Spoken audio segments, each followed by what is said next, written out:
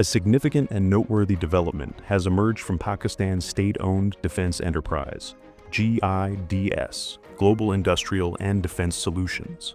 The organization has recently released an official poster into the public domain for its SMASH ship-launched missile, and the terminology used has triggered serious discussion.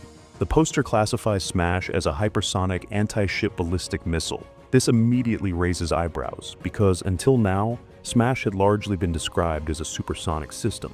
Earlier disclosures by GIDS and the Pakistan Navy suggested a terminal phase speed of around Mach 2+, which traditionally places a missile in the supersonic category rather than hypersonic. So why is the manufacturer itself now labeling SMASH as hypersonic? The explanation lies in the missile's fundamental design. SMASH is not a cruise missile.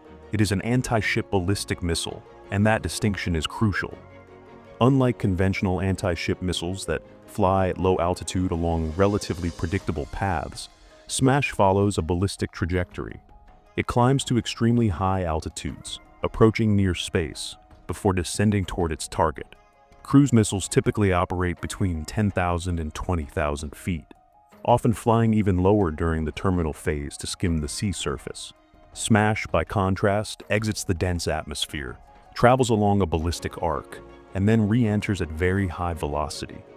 During this mid-course phase, its speed naturally exceeds Mach 5, qualifying it as hypersonic for a substantial portion of its flight. The key transition occurs in the terminal phase. SMASH is not a simple ballistic projectile. It uses a maneuverable re-entry vehicle.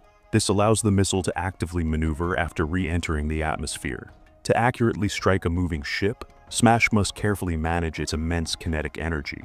As a result, its speed is deliberately reduced during the final approach to enable sharp, high-G maneuvers. Traditional ballistic missiles, while hypersonic, follow largely predictable paths after re-entry, making them more vulnerable to missile defenses. SMASH breaks this pattern by combining hypersonic ballistic flight with controlled terminal maneuverability. Another critical feature highlighted in the poster is SMASH's near-vertical top attack profile.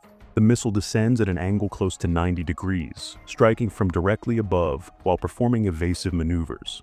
This geometry severely complicates interception, as most naval air defense systems are optimized to counter sea-skimming threats, not vertically descending weapons.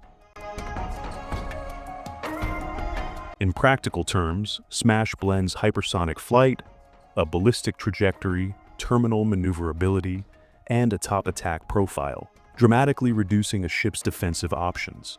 This is why focusing solely on terminal speed misses the bigger picture. Pakistan has historically avoided exaggerated claims in official disclosures, often allowing capability to speak for itself. SMASH appears to follow that same tradition. Quiet in presentation.